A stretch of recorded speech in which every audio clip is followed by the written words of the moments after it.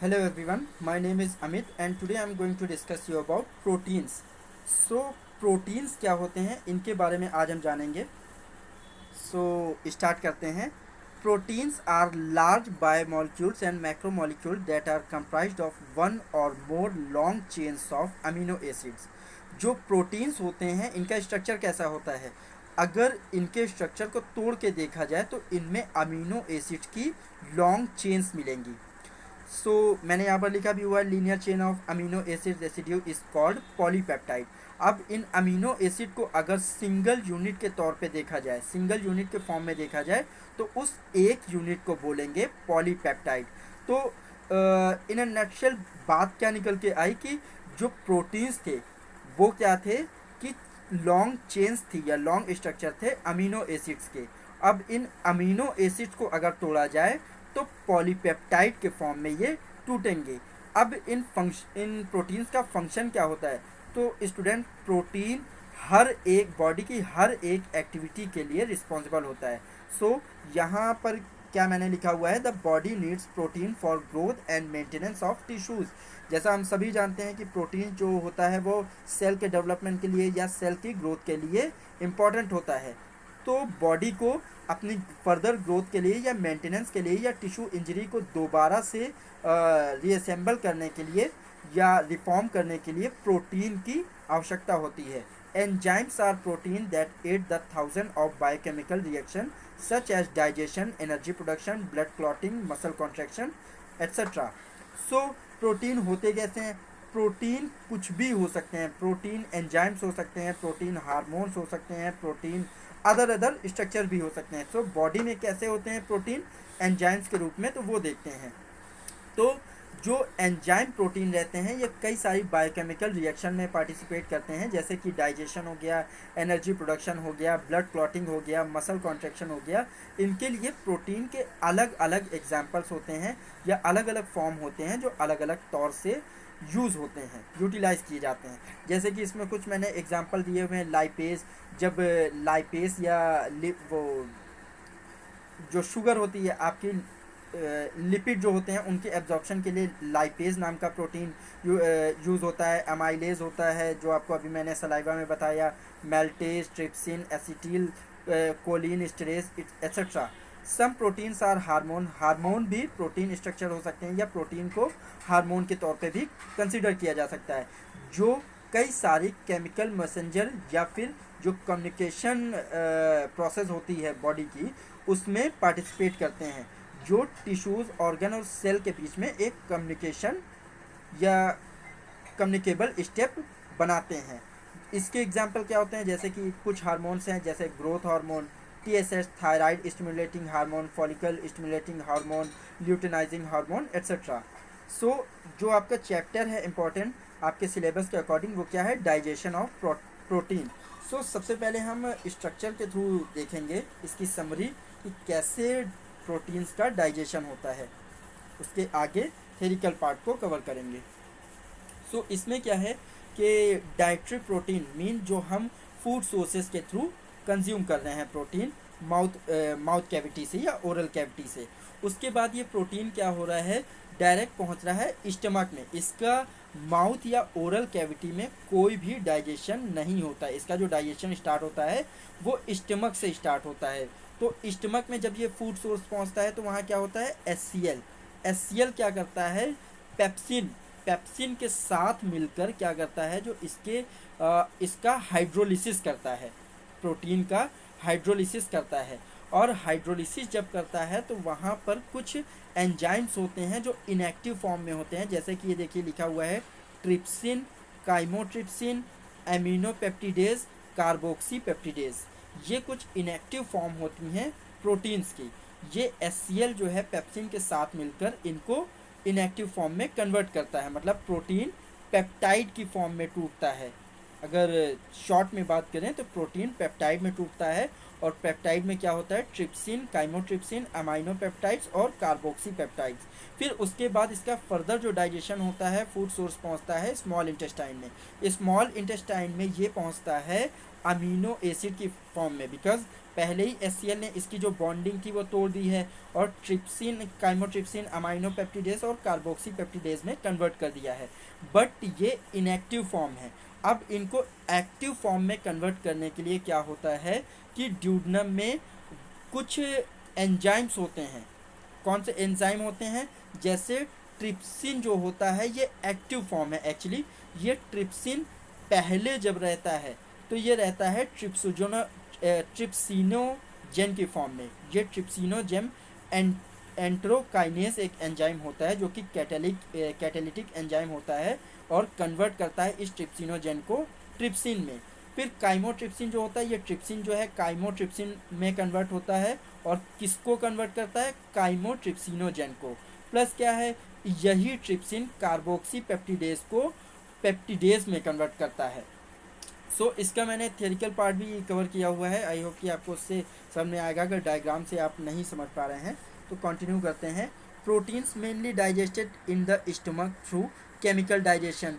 सो मैंने आपको बताया कि ओरल कैविटी में प्रोटीन का कोई भी डाइजेशन नहीं होता है। जो भी डाइजेशन इसका स्टार्ट होता है वो केमिकल प्रोसेस के थ्रू स्टार्ट होता है, जो कि आपकी गैस्ट्रिक पार्ट में होती है। गैस्ट्रिक पार्ट मतलब आपका स्टमक के अंदर। So stomach secretes pepsinogen. मैं थोड़ा सा जूम कर देता हूँ। So stomach secrete pepsinogen which convert in pepsin by the act of HCl acid.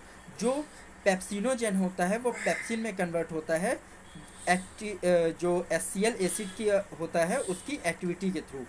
सो क्या होता है? Pepsin causes hydrolysis of peptide linkage, as result protein fragmented into larger polypeptides.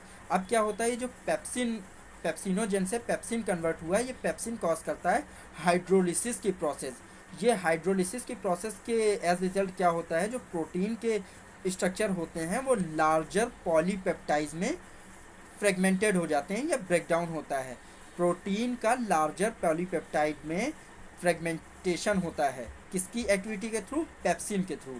Through further transportation it reaches in the duodenum. अब ये जो food source होता है ये पहुंचता है, या जो ये लार्जर पॉलीपेप्टाइड्स के फ्रेगमेंट्स होते हैं ये पहुंचते हैं ड्यूडनम में, मतलब स्मॉल इंटेस्टाइन के रीजन में। वहाँ पर क्या होता है? The lumen of duodenum consist pancreatic juice which is composed of trypsinogen, chymotrypsinogen and procarboxy peptides. So अभी मैंने जैसे डायग्राम में आपको बताया कि जो ड्यूडनम की ल्यूमेन होती है उस पर ये इनएक्टिव फॉर्म में एंजाइम्स ऑलरेडी मौजूद होते हैं या प्रेजेंट होते हैं। तो इनका नाम क्या होता है? ट्रिप्सिनोजेन, जो एक इनएक्टिव फॉर्म होती है प्रोटीन की, और दूसरा काइमोट्रिप्सिनोजेन, ये भी एक एंजाइम होता है इनएक्टिव फॉर्म में। तीसरा कार्बोक्सी पेप्टिडेज, ये प्रोकार्बोक्सी पेप्टाइड जो होते हैं या दो जो अदर नाम मैंने बताए हैं ये इनएक्टिव फॉर्म होती है और इनको एक्टिव फॉर्म में कन्वर्ट करने का काम करता है एंटेरोकाइनेज और ट्रिप्सिन। ये एंटेरोकाइनेज और ट्रिप्सिन क्या है? ये एक तरह के कैटाबोलिक एंजाइम है जो प्रोसेस को बढ़ावा देते हैं। कैटाबोलिक का मतलब प्रोसेस को बढ़ावा देना। तो ये एंजाइम कैसे काम करते हैं? ये फर्स्ट ट्रिप्सिनोजेन को, देखिए इस डायग्राम में हम समझ सकते हैं, ये फर्स्ट ट्रिप्सिनोजेन को जो एंटेरोपेप्टिडेज या एंटेरोकाइनेज होता है ये ट्रिप्सिन में कन्वर्ट करता है। ये जो है आपका एरो के ऊपर जो लिखा हुआ है ये एक तरह से कैटाबोलिक एंजाइम है। ये ट्रिप्सिनोजेन जो ल्यूमेन में आपके प्रेजेंट था, स्मॉल इंटेस्टाइन की ल्यूमेन या वॉल पर, उसको कन्वर्ट कर रहा है ट्रिप्सिन। ये ट्रिप्सिन जो है ये एक्टिव फॉर्म है प्रोटीन की। दूसरा क्या है? काइमोट्रिप्सिनोजेन, ये जो इनएक्टिव फॉर्म है ये अब इस फर्दर ट्रिप्सिन के थ्रू, जो ट्रिप्सिन एक्टिव फॉर्म में आ गया, अब ये ट्रिप्सिन क्या करता है? इस पे एक कैटाबोलिक एंजाइम की एक्टिविटी परफॉर्म करता है, कैटाबोलिक एंजाइम के तरह काम करता है और इस काइमोट्रिप्सिनोजेन को काइमोट्रिप्सिन में कन्वर्ट करता है। फिर तीसरा क्या होता है? प्रो इलास्टेस को भी ये ट्रिप्सिन जो है एक्टिव फॉर्म में आकर या कैटाबोलिक एंजाइम की एक्टिविटी के थ्रू इलास्टेस में कन्वर्ट करता है। फिर चौथा क्या है जो मैंने आपको ऊपर बताया? Procarboxy peptidase. ये प्रोकार्बोक्सी पेप्टिडेज जो होता है इसी ट्रिप्सिन की फर्दर एक्टिविटी के थ्रू कार्बोक्सी पेप्टिडेज में कन्वर्ट होता है। आई होप कि आपको ये डायग्राम के थ्रू समझ में आ गया होगा कि कैसे ये इनएक्टिव फॉर्म से जो एंजाइम्स होते हैं कैसे इनएक्टिव फॉर्म से एक्टिव फॉर्म में कन्वर्ट होते हैं। एज रिजल्ट अब ये सारे जब कन्वर्ट हो चुके हैं तो क्या होता है, the larger peptides are convert into smaller peptide through hydrolysis. अब एक सेकेंड हाइड्रोलिसिस की प्रोसेस होती है जो इन लार्जर पेप्टाइड्स को स्मॉलर पेप्टाइड में कन्वर्ट करती है by the action of this active enzymes. Okay, so ये क्या होते हैं, ये स्मॉलर पेप्टाइड की फॉर्म में जब कन्वर्ट होते हैं तो तीन फॉर्म इनकी बनती है। पहली है ट्राईपेप्टाइड, डाईपेप्टाइड और तीसरी है अमीनो एसिड। ये जो लार्जर पेप्टाइड थे ये स्मॉलर पेप्टाइड में कन्वर्ट हुए हैं by the activity of trypsin and जो अदर एंजाइम्स थे जैसे एंटेरोकाइनेज, उसकी एक्टिविटी के थ्रू ये स्मॉलर पेप्टाइड में कन्वर्ट हुए हैं, tripeptide, dipeptide and amino acid में। अब इनका ये डाइजेशन हो गया, अब इनका एब्जॉर्प्शन क्या होता है। अब ये जो स्मॉलर पेप्टाइड्स कन्वर्ट हो गए हैं ये ही एब्जॉर्ब होते हैं बॉडी के फर्दर एक्टिविटी के लिए। तो कैसे एब्जॉर्ब होते हैं, तो एब्जॉर्प्शन ऑफ पेप्टाइड्स हम जानेंगे। These smaller peptides are entered into the small intestine through co transport system along with hydrogen ions. अब जैसे हमने कार्बोहाइड्रेट का एब्जॉर्प्शन पढ़ा था तो उसमें क्या था कि एक जो ग्लूकोज का मॉलिक्यूल था वो इंटेस्टाइन के अंदर एंटर कर रहा था और साथ में एक सोडियम आयन जो था वो भी साथ में एंटर कर रहा था। अब इसमें क्या होता है, सेम वैसी ही प्रोसेस है बट इसमें क्या है, को ट्रांसपोर्ट सिस्टम के थ्रू एक हाइड्रोजन आयन जो स्मॉलर पेप्टाइड हैं उनके साथ एंटर कर रहा है। कहाँ, ड्यूडनम के अंदर या स्मॉल इंटेस्टाइन के अंदर, क्योंकि अब फर्दर जो डाइजेशन होना है या एब्जॉर्प्शन होता है ये स्मॉल इंटेस्टाइन के अंदर ही होता है। फिर क्या होता है, जो हाइड्रोजन आयन होता है ये एक्सचेंज हो जाता है सोडियम हाइड्रोजन एक्सचेंजर पंप के थ्रू। मतलब क्या होता है, जो अंदर इंटेस्टाइन के अंदर हाइड्रोजन आयन अगर बराबर आते रहेंगे तो एक समय ऐसा आएगा जब इंटेस्टाइन के अंदर हाइड्रोजन आयन की एक्सेस हो जाएगी या ज़्यादा बहुतायत हो जाएगी, तो ये हाइड्रोजन आयन जो है सोडियम हाइड्रोजन एक्सचेंजर पंप के थ्रू बाहर निकल जाते हैं। और जो रेस्ट ऑफ पेप्टाइड होता है, जो स्मॉल पेप्टाइड जो अंदर आया था को ट्रांसपोर्ट सिस्टम के थ्रू, ये क्या करता है, इंटेस्टाइन को अक्रॉस करने का काम करता है। The peptide present in the intestine reaches in the blood stream in the form of amino acid. जो ब्लड है वो अमीनो एसिड की ही फॉर्म में इन पेप्टाइड्स को ग्रहण करता है या रिसीव करता है। So these amino acids are further move towards the liver. अब ये अमीनो एसिड जो होते हैं ये लीवर के पास जाते हैं और लीवर क्या करता है, इनका फर्दर डिस्ट्रीब्यूशन करता है सेल्स के पास, और सेल फिर बाद में क्या करती हैं, फर्दर डेवलपमेंट के लिए या बॉडी के यूटिलाइजेशन के लिए इन अमीनो एसिड्स का यूज़ करती हैं। आई होप कि आपको ये प्रोटीन का डाइजेशन और एब्जॉर्प्शन समझ में आ गया होगा।